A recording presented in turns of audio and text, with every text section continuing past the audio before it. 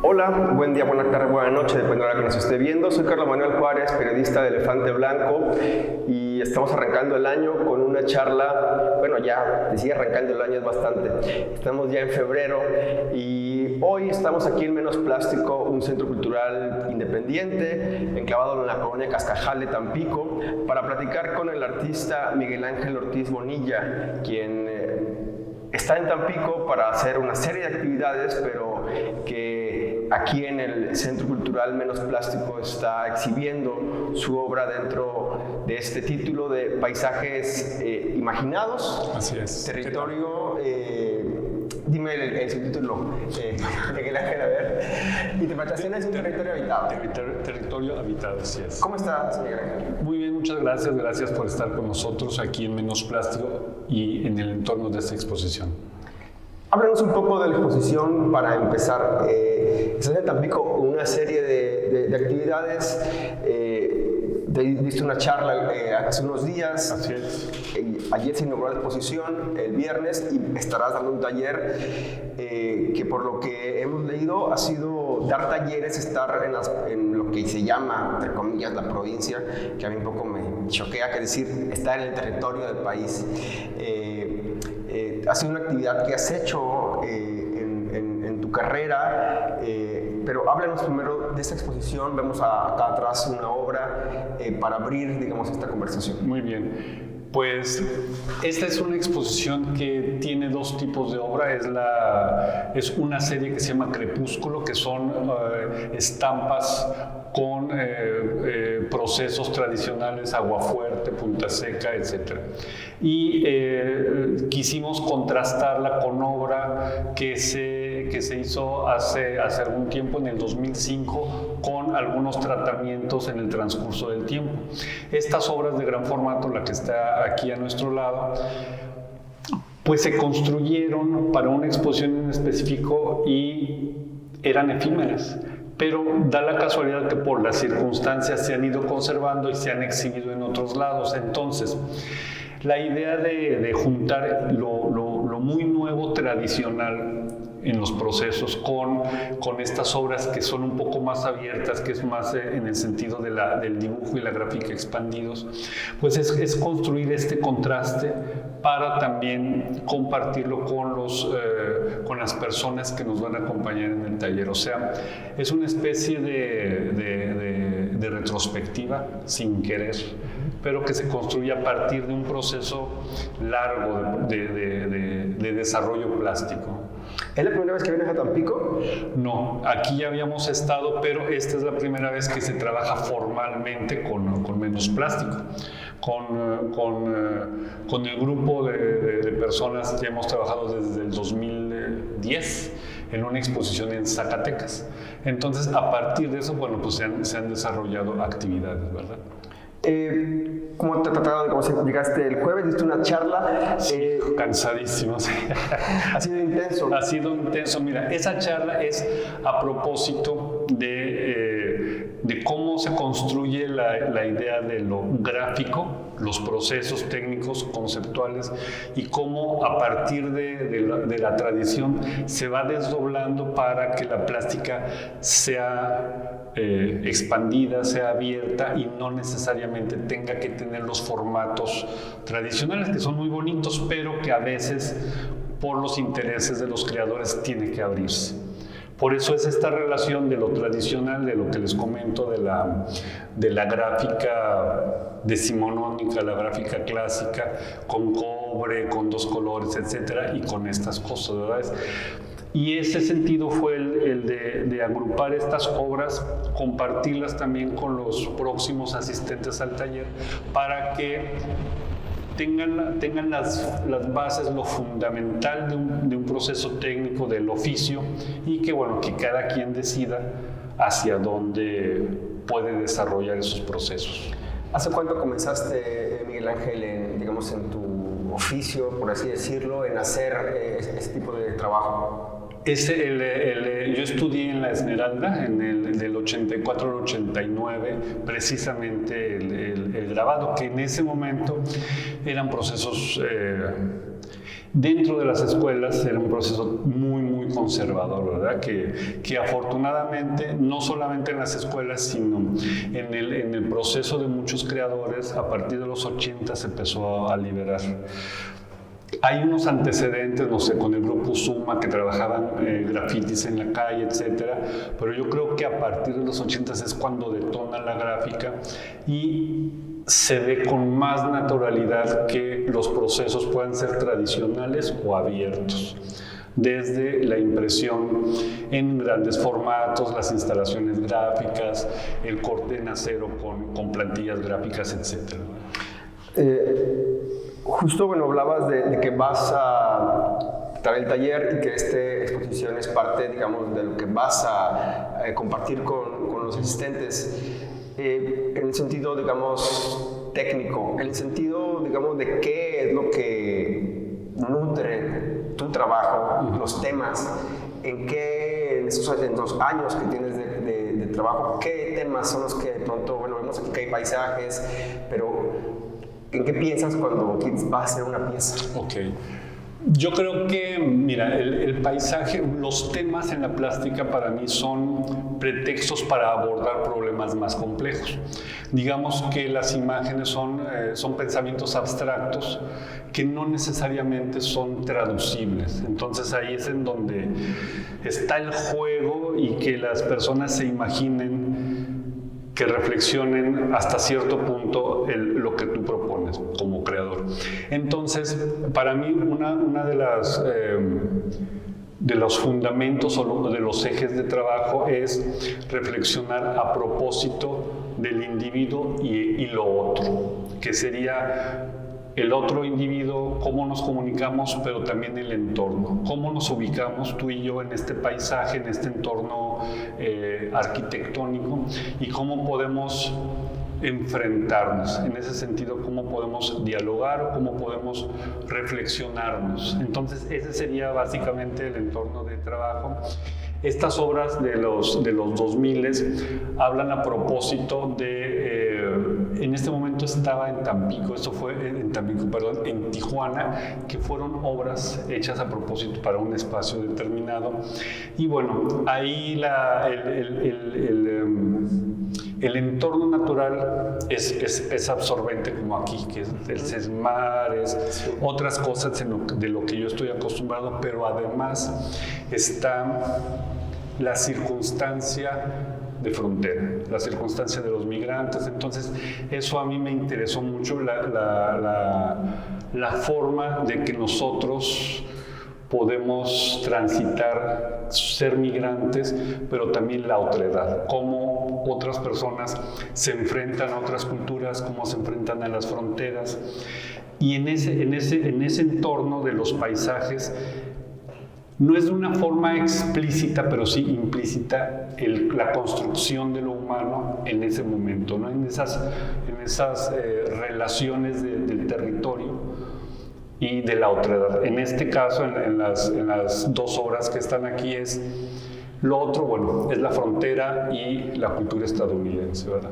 Entonces, es lo que te digo, es el paisaje, pero nosotros ubicados en ese paisaje y en esa circunstancia. ¿Cómo se ubica en este momento, cómo te ubicas en este momento, digamos, en un paisaje como el de este país, aparte siendo pues, artista, habiendo estudiado el arte, y en un país donde de pronto, digamos, hay diversas opiniones, ¿no? sobre qué... Sí, el artista debe aportar algo a la sociedad, que ahora es algo que está muy de moda, digamos, por terceros políticos, pero también en décadas anteriores hubo discusiones sobre eso. ¿Cómo te sientes, cómo te ubicas en este México? Mira, yo creo que para planteártelo en dos grandes espacios sería el planteamiento institucional desde los tres niveles. Y lo otro es cómo como individuos y como colectividad construimos ese diálogo. Las instituciones evidentemente tienen su agenda en los tres niveles, incluso las instituciones privadas tienen sus agendas de trabajo. uno puede enfrentarse a esos, colaborar o usarlas, etc. Pero yo creo que lo fundamental como creador es más que colaborar o desarrollar procesos con esas instituciones, que es sano hasta cierto punto.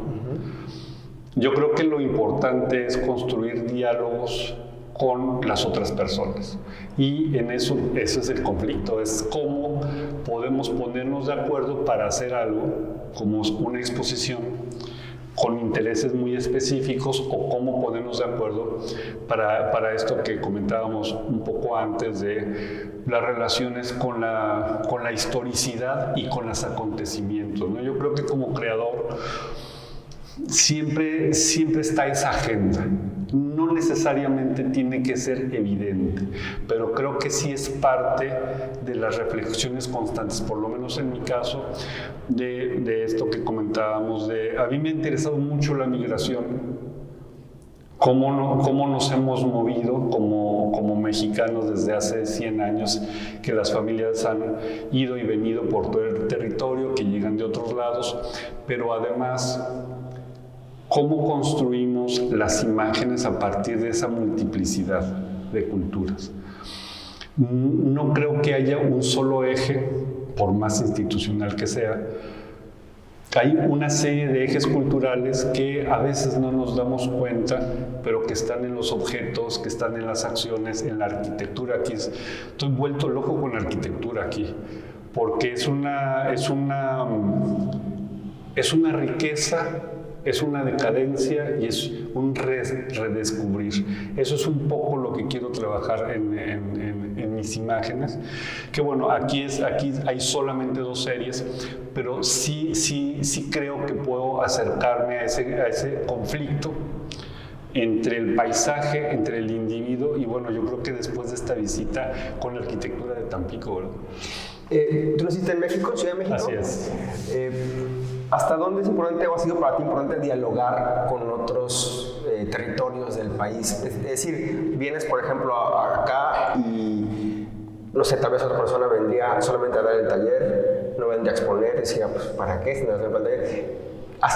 Y ahora pones este tema de la palabra diálogo, ¿no? Para ti es muy importante el diálogo, digamos, para crear, pero también como para pensar en otras comunidades. Sí, mira, yo estoy en 2 ciudades, básicamente estoy en Ciudad de México y en Zacatecas. Entonces, ya eso es el ir y venir.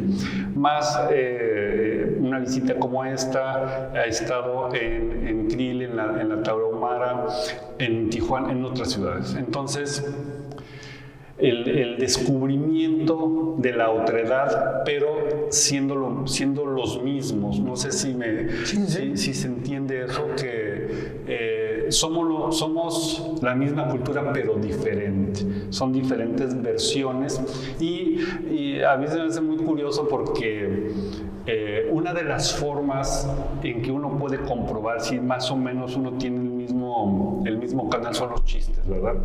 Que en casi todo México entiendes. Entonces dices, bueno, sí, somos compas de cultura, con esas diferencias. Bueno, y a mí me interesa mucho eso precisamente por en los 80s, por ahí, después de la Esmeralda, me interesó mucho el paisaje a través de lo histórico del desierto.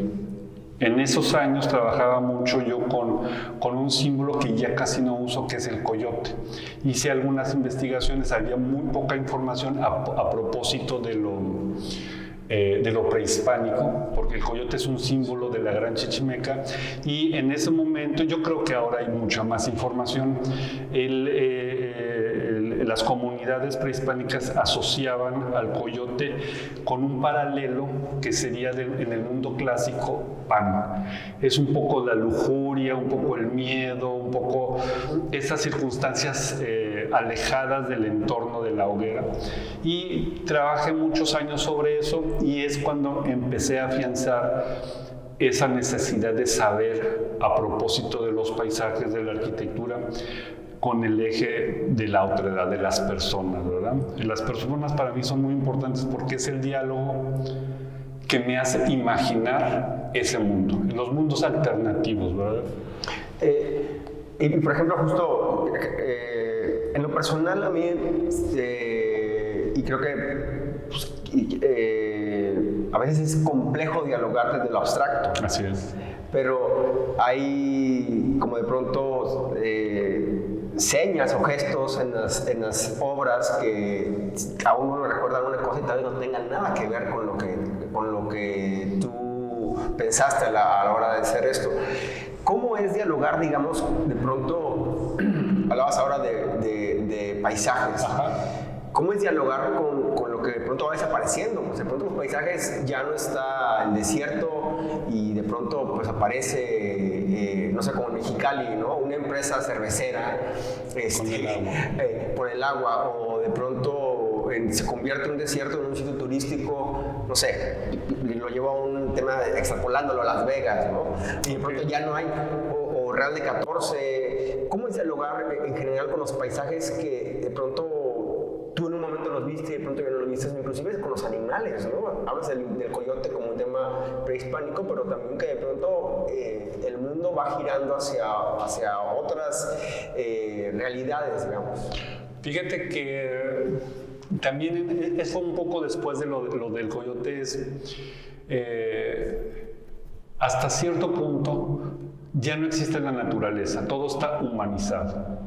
Con las influencias masivas industriales, bueno, es una afectación general, ¿no? Ya digamos que la cultura industrial, que la cultura humana ha afectado todo. Vivimos casi en un sentido distópico de la nave que va circulando. Dialogar con el paisaje es enfrentarse a lo otro o lo casi otro, y también descubrir en esos aspectos formales, o sea, las formas, los colores, los animales, flora, fauna, todas estas cosas, descubrir en ese otro una parte de ti.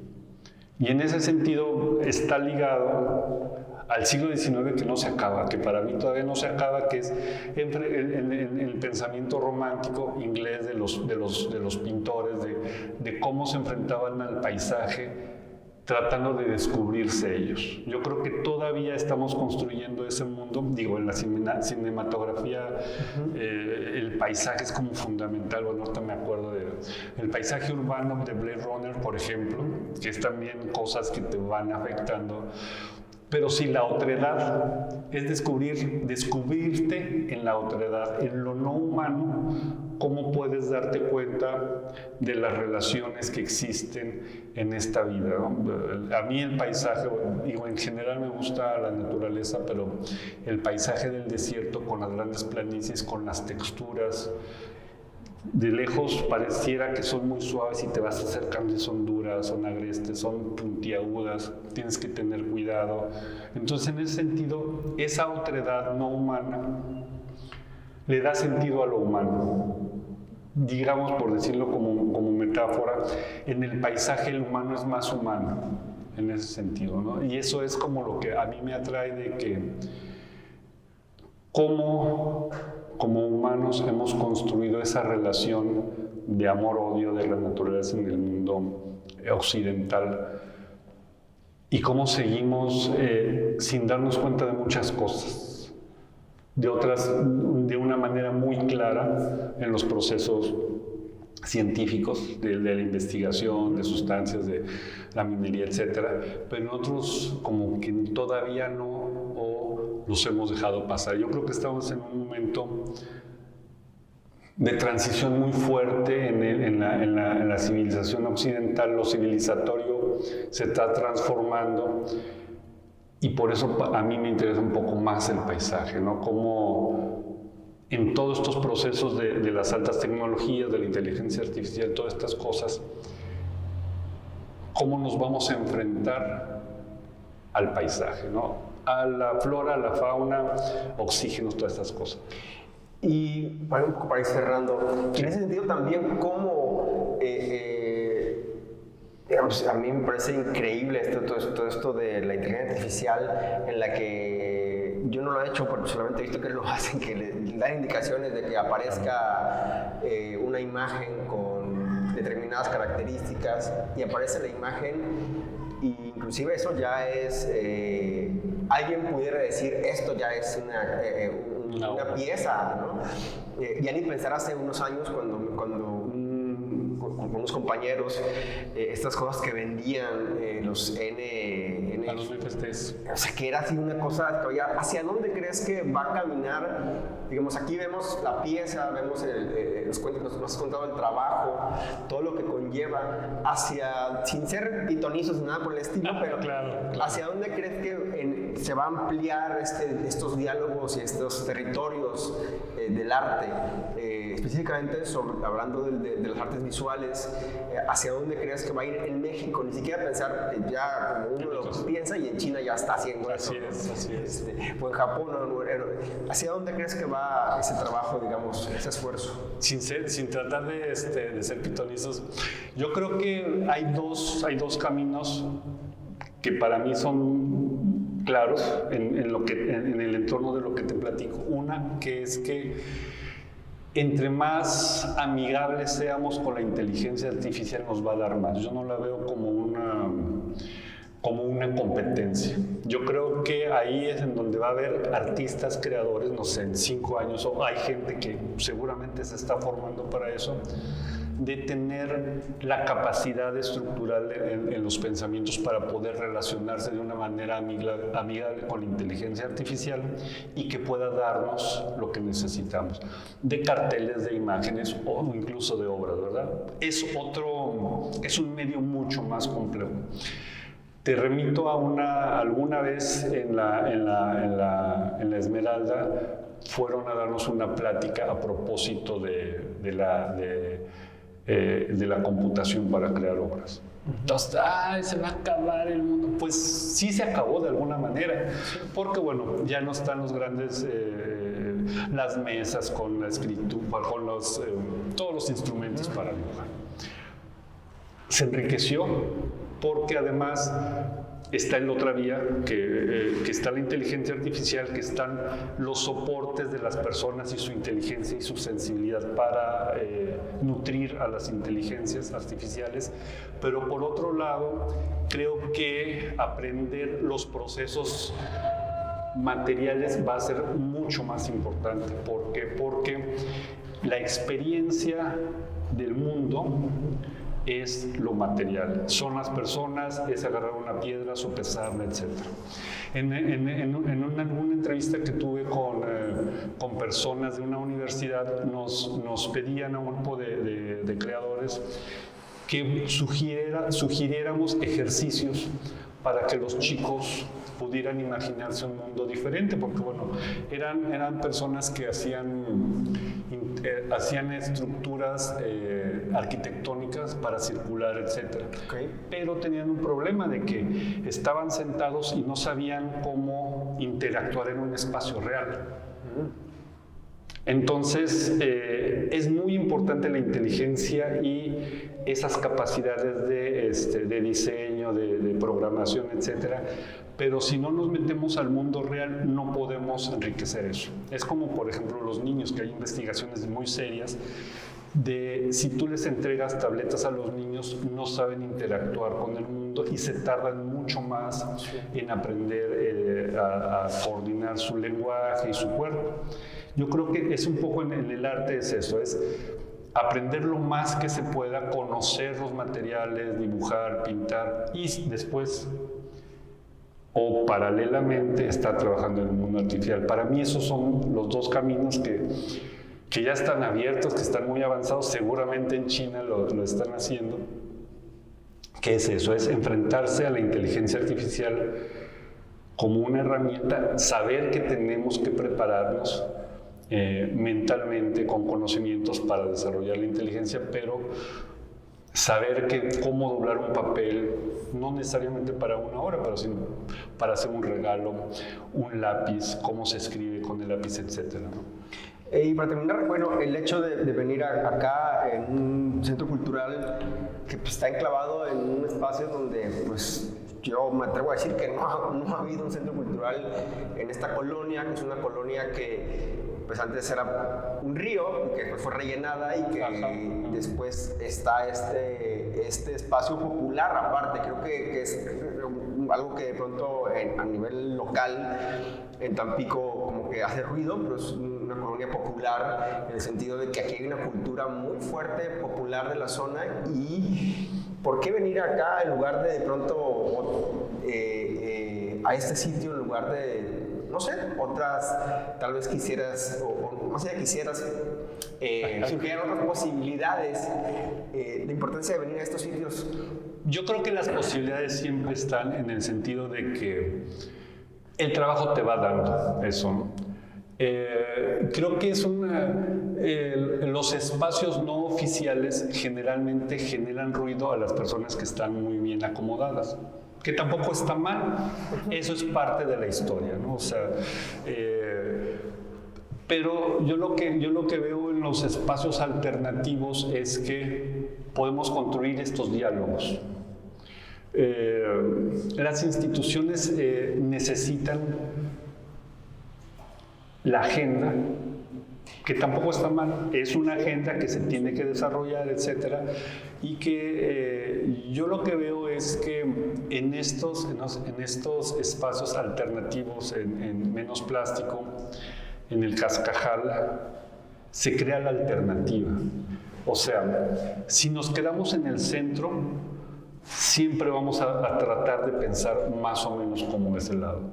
Lo periférico siempre es enriquecedor, no sé, tú que conoces los medios, la música de la periferia al centro siempre ha sido enriquecedora, incluso en la música clásica. Bueno, las 4 estaciones de Vivaldi son canciones casi de borrachos, ¿no? De ¿no? Eso no era lo nice hace algún tiempo. Sí. Ahora es el centro porque, bueno, se han descubierto los valores que tiene musicales, poéticos, etc. Del centro, en general, no lo digo como una regla, pero en general se debe de ser más conservador para seguir con ciertos lineamientos, ¿verdad? En una exposición, en una casa de cultura, pues se deben de seguir ciertas reglas, ¿verdad? Sí. Aquí no es que no sigamos esas reglas formales de cómo se monta, pero el diálogo con el entorno y con las personas puede ser un poco más relajado. Yo creo que de las periferias son muy enriquecedoras para las instituciones, pero para nosotros como creadores. Pienso, por ejemplo, en esto que decíamos hace un momento de los problemas de México, de los desaparecidos, etc. Si no hay pensamiento periférico, no podemos enriquecer la forma de búsqueda, la forma crítica de enfrentarnos a las instituciones. Yo creo que por eso son muy importantes estos espacios formales exentos del centro que enriquecen. Bueno, afortunadamente Menos Plástico y la Casa de Cultura, bueno, tuvieron una alianza, pudimos dar esa charla. Está esta exposición, luego el taller y una exposición con los resultados del taller. Entonces, es un poco eso, es dejar de centrarnos para dialogar. Si tú y yo estamos de acuerdo en todo o conociéramos lo mismo, pues qué bueno que viniste, pero no podemos platicar, ¿verdad? No podemos descubrir. Yo creo que es un poco eso, incluso en las ciudades en que habitamos, en nuestra cotidianidad, se vuelve el centro. Y todo debe de ser como esa ciudad. Pero si nos vamos, que eso es algo que me gusta, es descubrir. La ciudad, por más cosmopolita que sea, es la periferia. Para mi pueblo, para mi cotidianidad. Entonces, esa periferia me va a enriquecer. Porque estamos viendo el mismo problema espacialmente desde diferentes puntos de vista. Entonces podemos estar de acuerdo o no, pero si nos damos cuenta de que lo estamos viendo desde puntos de vista diferentes, podemos enriquecernos. Yo creo que por ahí es la riqueza de esta clase de espacios, no parte del eje, pero sí enriquecedores y cooperativos. Creo que por ahí es la cosa. Y en estas caminatas a Tampico, ¿cuál ha sido tu descubrimiento hasta ahora? Híjole, bueno, la comida La comida ha sido maravillosa para mí. Conocí algunas cosas, pero redescubrir es especial. El espacio urbano, como te digo, estoy yo en Ciudad de México y en Zacatecas, que es una ciudad pues, del siglo XVIII, XIX, y 2, 3 callecitas muy bonitas. Pero enfrentarse, por ejemplo, a este entorno, al centro viejo de Tampico, es como le digo aquí a los colegas de Menos Plástico, es impresionante la riqueza que hubo arquitectónica, que sigue habiendo y que no sé cómo, a mí es una gran duda que tengo, cómo se enfrentan las personas en esta cotidianidad a esa arquitectura y a esos espacios urbanos. Más los cocodrilos que a mí me tienen fascinado, ¿no? Yo no sé por qué están aquí, pero ahí están, ¿verdad? Entre los cocodrilos y los mapaches y todas estas cosas. Es un mundo sorprendente, Tampico. La ciudad es un mundo sorprendente y un mundo muy rico en muchos sentidos. Entonces, estar aquí y poder hacer esto para mí ha sido muy enriquecedor en ese sentido de que es la otredad, es lo que hablábamos. Mi centro es ahí una callecita ahí con unas piedritas antiguas bonitas. Pero esto es mi otredad y me da a reflexionar en lo que pasa en el contexto que yo estoy. Y quisiera ahora sí pensar en el futuro cómo va a ser la reconstrucción de este espacio que es maravilloso. Tampico es una especie de ciudad utópica en ese sentido, de que es una ciudad que está muy activa, que es muy presente, pero me gustaría verla a futuro, ¿verdad? Cómo se va a reconstruir, cómo las personas van a retomar muchos de estos espacios y gozarlos, ¿verdad? Porque además es una vida muy gozosa, mucha gente y muy divertida en la calle, o sea que es muy agradable estar aquí. No, pues Miguel Ángel, también muy agradable conversar contigo, dialogar. Y pues como lo hemos platicado, que es pues dialogar, descubrir de lo otro y al final pues creo que dejar de sorprender, ¿no? Porque hay muchas cosas que de pronto uno da por hecho y que no las observa y bueno, pues ojalá podamos en un futuro volver a dialogar. Claro que sí. Y pues admirar tu obra aquí en Menos Plástico. Un gusto poder platicar. Muchas gracias a todos y muy buenas tardes, muy buenos días, muy buenas noches. Y a ustedes recuerden visitar www.elefanteblanco.mx. Nos vemos hasta la próxima.